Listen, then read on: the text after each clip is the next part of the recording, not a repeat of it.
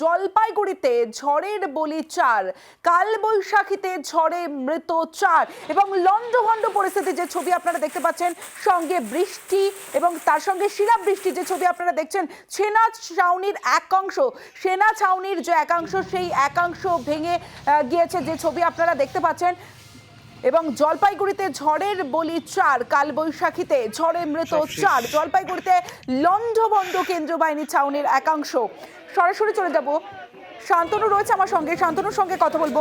শান্তনু, প্রথমেই যে বিষয়টা তোমার কাছে আমি জানতে চাইবো যে এই যে ঝড়, এই ঝড়ে কতটা ক্ষয়ক্ষতি হয়েছে, কারণ এই ঝড়ে 4 জনের মৃত্যু অবশ্যই যেটা মর্মান্তিক বিষয়, এবং কি পরিস্থিতি এবং কতটা বেগে ঝড় এসেছিল, কতটা মারাত্মক ছিল সেই ঝড়। দেখো, 4 থেকে 5 মিনিট ধরে কিন্তু এই ঘূর্ণিঝড় হয়, কিন্তু ঘূর্ণিঝড়ের গতি এতটাই তীব্র ছিল যে তার জন্য কয়েক হাজার বাড়ি কিন্তু, কাঁচা বাড়ি কিন্তু উড়ে গিয়েছে। সে সঙ্গে বহু গাছ ভেঙে পড়েছে, গাছ ভেঙে বাড়ি চাপা পড়ে কিন্তু 4 জনের মৃত্যু হয়েছে। আহত হয়েছেন 3 শতাধিক মানুষ, কম বেশি আহত হয়েছেন এদের মধ্যে 164 জনের চিকিৎসা চলছে জলপাইগুড়ি মেডিকেল কলেজের সুপার স্পেশালিটি হাসপাতালে, পাশাপাশি ময়নাগুড়ি হাসপাতালেও চিকিৎসা চলছে। অতিরিক্ত চিকিৎসক জলপাইগুড়ি থেকে ময়নাগুড়িতে পাঠানো হয়েছে, কারণ যদি বলা হয় এই ঝড়ের কেন্দ্রস্থল ছিল কিন্তু ময়নাগুড়ির বার্নিশ এলাকা।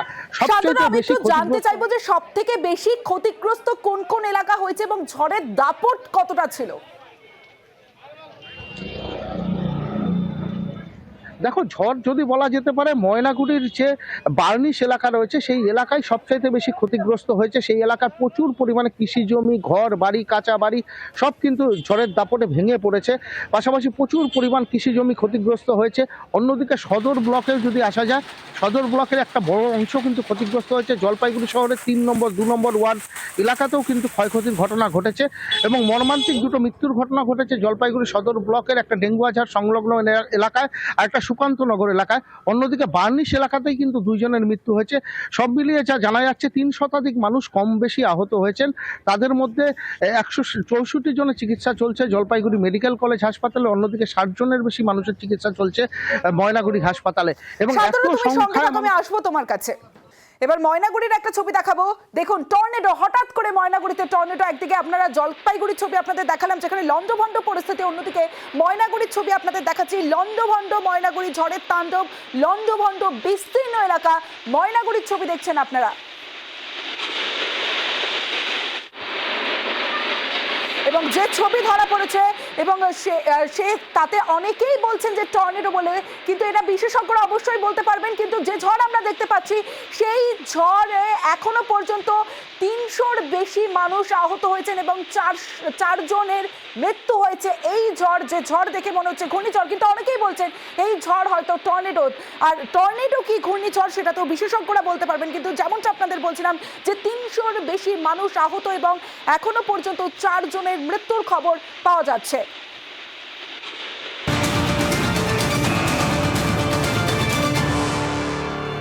আর এই পরিস্থিতির মধ্যে এই মুহূর্তের যে খবর আপনাদের দেব, জলপাইগুড়িতে ঝড় বৃষ্টিতে মৃত 4। আজ রাতেই উত্তরবঙ্গ যাচ্ছেন মুখ্যমন্ত্রী মমতা বন্দ্যোপাধ্যায়। আরো একবার জানিয়ে রাখি, রাতেই জলপাইগুড়ি যাচ্ছেন মুখ্যমন্ত্রী মমতা বন্দ্যোপাধ্যায়। আরো বিস্তারিত জানাবে আবির ঘোষাল রয়েছে আমার সঙ্গে। আবির, দেখো, জলপাইগুড়ির যে পরিস্থিতি, সেই পরিস্থিতি নিয়ে তিনি সমস্ত ধরনের খোঁজ খবর রাখছিলেন। তবে কিছুক্ষণের মধ্যেই তিনি উত্তরবঙ্গের উদ্দেশ্যে রওনা দিতে চলেছেন। আজকে রাতেই তিনি পৌঁছবেন হচ্ছে বাগডোগরা বিমানবন্দর। বাগডোগরা বিমানবন্দর থেকে তিনি যাবেন হচ্ছে জলপাইগুড়িতে। জলপাইগুড়ি সুপার স্পেশালিটি হাসপাতালে যে সমস্ত আহতরা ভর্তি রয়েছেন তাদের সঙ্গে তিনি দেখা করবেন, পরিবার পরিজনদের সঙ্গে কথা বলবেন। সূত্রের খবর রাতেই তিনি ময়নাগুড়ি যেতে পারেন।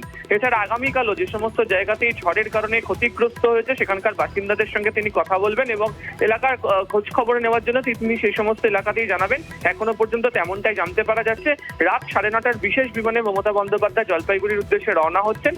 11:30 নাগাদ জলপাইগুড়ি সুপার স্পেশালিটি হাসপাতালে মমতা বন্দ্যোপাধ্যায় পৌঁছানোর কথা। বেশ, আবির।